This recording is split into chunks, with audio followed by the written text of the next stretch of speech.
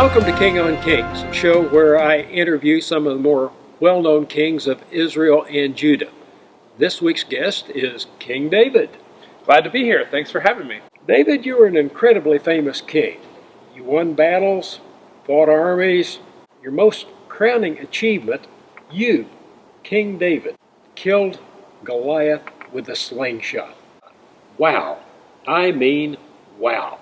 Well, that was a pretty awesome day. I mean, let me Now, tell you. your predecessor, King Saul, was kind of special too, but the girls used to sing, Saul killed his thousands, but David his tens of thousands.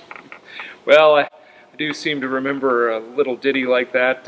It was top of the charts, in fact, and even available on iTunes. And what about this? A quote from God. God, the God, called you, and I quote, a man after God's own heart. David, you really are one of a kind.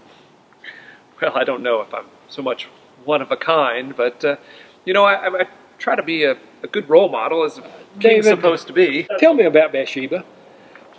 Mr. King, I really don't want to talk about her. That's a problem. You committed adultery with Bathsheba, isn't that right?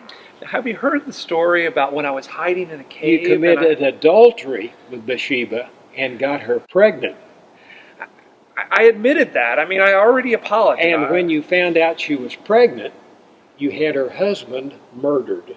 Well, I mean, not really murdered. I mean, I just kind You of... put him in the front lines where he stood no chance of survival. Yeah, but... Answer me this one question. Are you the greatest king of Israel? No. I'm sorry, that's all the time we have. This is King on Kings. Next week, our guest will be King Jehu. Have a very Merry Christmas.